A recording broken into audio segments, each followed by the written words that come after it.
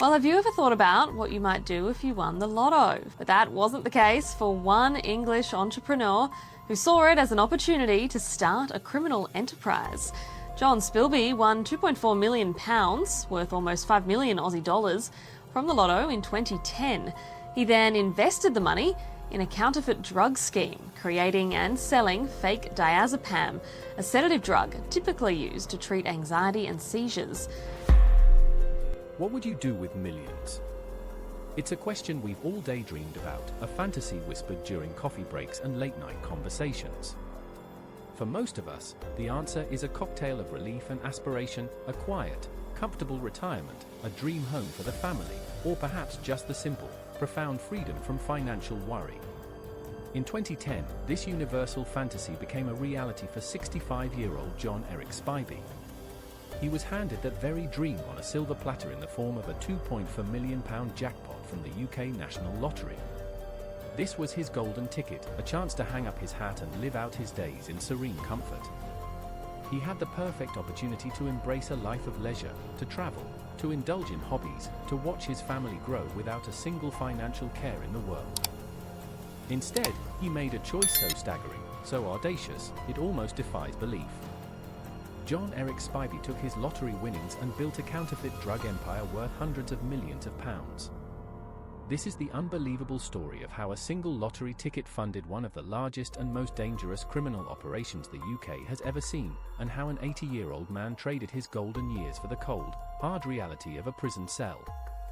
The dream. The story begins back in 2010.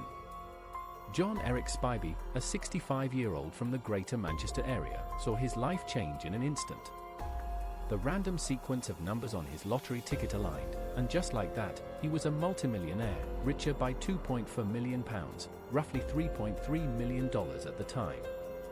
For a man entering the twilight of his life, this was it, the ultimate jackpot. It was a chance to finally put his feet up, to enjoy the fruits of a long life, and, most importantly, to leave his past far behind him. What the court would later hear was that this wasn't Spilby's first brush with the law. He already had a history of crime, a past that lingered in the background of his life. But this windfall was supposed to be a definitive break from all that, a chance to finally go straight. It was a golden opportunity to rewrite his own legacy, to be remembered not for his past misdeeds, but as a man who got lucky and used that luck to build a peaceful life. A life of quiet comfort in his rural home near Wigan. And for over a decade, it seemed to the outside world that this is exactly what had happened.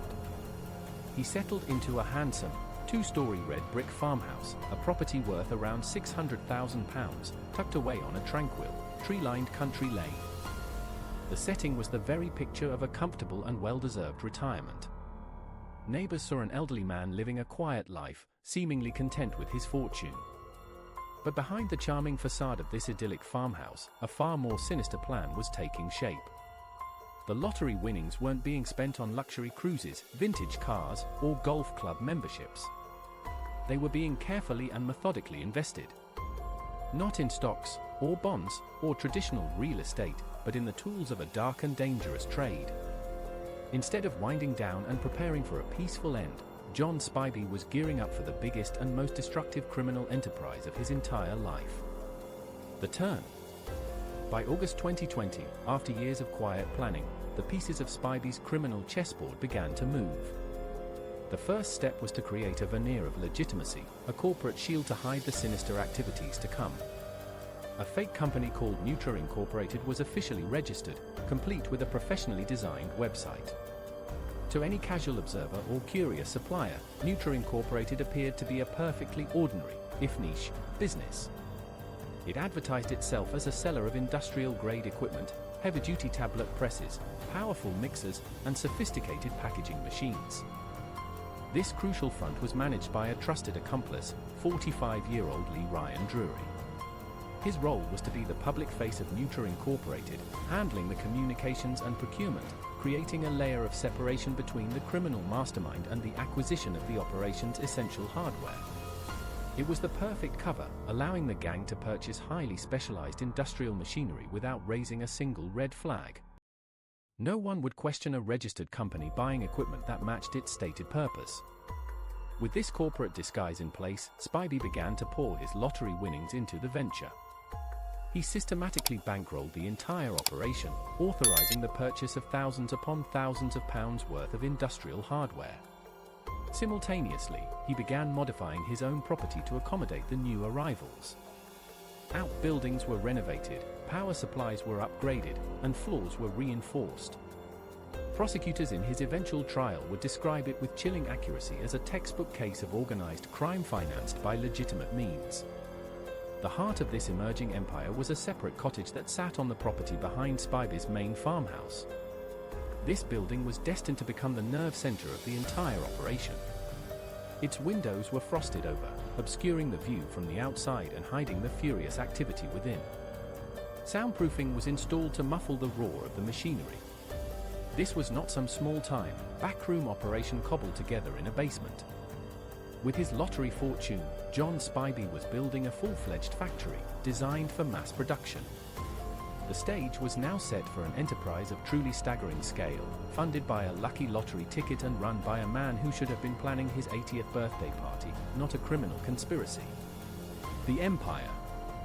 Between November 2021 and May 2022, the operation transitioned from setup to full-scale production, kicking into high gear with terrifying efficiency. The once quiet cottage behind Spilby's home was completely transformed into what police would later describe as a fully industrialized drug manufacturing business. The state-of-the-art machinery that Spilby had purchased with his lottery money was capable of pressing tens of thousands of tablets every single hour. Running at full capacity, day and night, the lab could churn out well over 1 million pills every 24 hours. But these weren't just any pills. The gang was mass-producing counterfeit diazepam, the well-known anti-anxiety medication most commonly sold under the brand name Valium.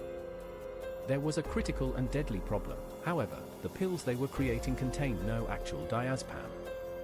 They were instead laced with etizalum, a potent and unpredictable sedative. While etizalum does have limited medical applications in countries like Japan and India, in the UK it is a controlled Class C drug, recognized for its significant risks. The danger lies in its unpredictability. Unlike professionally manufactured pharmaceuticals, these black market pills had wildly inconsistent dosages. One pill might have a small amount, while the next could contain a potentially lethal dose. Taking them was, as one expert later described it, a highly risky form of Russian roulette. In high doses, etizalum can cause severe respiratory failure, where the user simply stops breathing. It can lead to sudden unconsciousness, coma, and even death.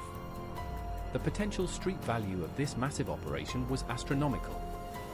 Police estimated that the total output could be worth anywhere from a conservative £80 million to a truly staggering £288 million, an equivalent of nearly $400 million. The gang, in a twisted way, was a family affair. Spilby brought in his own son, 37-year-old John Colin Spilby, to help manage the production line and logistics. Another key player in this dark drama was 35-year-old Callum Dorian. As investigators would soon discover, Dorian was far more than just a drug manufacturer. Evidence uncovered from the encrypted EncroChat phone network showed that Dorian, operating under the handle Fallen Soda, wasn't just involved in producing dangerous pills, he was also a high-level firearms trafficker. His secret messages revealed a terrifying inventory of military-grade weapons for sale, take AR-47 assault rifles, Uzis, Tech-9s, and Scorpion submachine guns, complete with silencers and ammunition. The business was so lucrative, and their operation so seemingly untouchable, that Spilby became dangerously cocky. In a group chat with his co-conspirators, he reportedly sent a message dripping with hubris, boasting that Elon Musk and Jeff Bezos best watch their backs. His ambition was growing exponentially. In 2021, not content with one secret factory, Spilby purchased a large industrial unit in Salford with concrete plans to open a second, even larger production lab. To manage their vast inventory, they also rented a secure shipping container in the nearby town of Astley, using it to store the enormous quantities of raw chemical powders and the millions of finished pills. From a quiet country lane in Greater Manchester, John Eric Spilby, now in his late 70s, was the undisputed kingpin of a criminal empire that was flooding the country with dangerous drugs and deadly weapons. The downfall. Every empire, no matter how carefully constructed, eventually develops cracks in its foundation. For John Spilby's organization, the beginning of the end came not from a local tip-off or a suspicious neighbor, but from an unprecedented international police operation. In 2020, French and Dutch law enforcement agencies achieved a monumental breakthrough. They managed to infiltrate EncroChat, a heavily encrypted communication network that was used almost exclusively by high-level organized crime groups across Europe. Users believed their messages were completely secure, allowing them to speak freely about drug deals, money laundering, and even murder plots. This intelligence breakthrough, codenamed Operation Venetic, was a seismic event in the world of law enforcement. For the first time, police had a live, unfiltered feed into the secret conversations of thousands of criminals. The harvested data was shared with police forces across the continent, including the UK's National Crime Agency. This treasure trove of data led investigators from Greater Manchester Police's serious organised crime group directly to the fallen soda handle. Painstakingly, they followed the digital breadcrumbs, connecting the dots that ultimately led them to Callum Dorian and, through him, to the rest of John Spilby's crew. Armed with this incredible intelligence, GMP launched their own dedicated investigation, codenamed Operation Mayfly, and began careful and covert surveillance on the entire network. The first major break in their surveillance came on April 1, 2022. Officers watched from a distance as Callum Dorian and Lee Ryan Drury loaded a hired van with numerous heavy boxes from their rented storage container in Astley. The van pulled away, and officers intercepted it a short time later. When they opened the rear doors, they were met with a stunning sight, box after box filled with counterfeit pills. They had seized 2.6 million counterfeit diazepam tablets in a single stop, with an estimated street value of between £1 and £5 million. The net was rapidly closing in. Just 1 month later, in May 2022, armed with irrefutable evidence, police executed a series of coordinated raids. The main target was Spilby's property. The idyllic country farmhouse was about to give up its dark secrets. As officers swarmed the premises, the contrast between the tranquil setting and the crime it concealed was laid bare. Inside the hidden lab in the cottage, they found the colossal industrial machinery, vast quantities of raw chemical powders, and millions more finished pills. They also seized handguns, ammunition, and large amounts of cash. The full scale of the Breaking Bad-style operation was finally exposed to the harsh light of day. The quiet, elderly lottery winner, the man living the retirement dream, was unmasked as the kingpin of a massive and ruthless criminal syndicate. The aftermath. The complex case culminated in an 8-week trial at Bolton Crown Court, which concluded in November 2025. In the dock stood John Eric Spilby, his son John Colin Spilby, and their accomplice Lee Ryan Drury. They all faced a slew of serious charges, including conspiracy to produce and supply Class C drugs. The elder Spilby, as the ringleader, also faced grave charges for possessing prohibited firearms and ammunition, and for perverting the course of justice. The evidence presented by the prosecution was simply overwhelming. Jurors were shown the trove of EncroChat messages, which detailed the gang's operations in their own words. They saw covert surveillance footage of the members coming and going from the lab.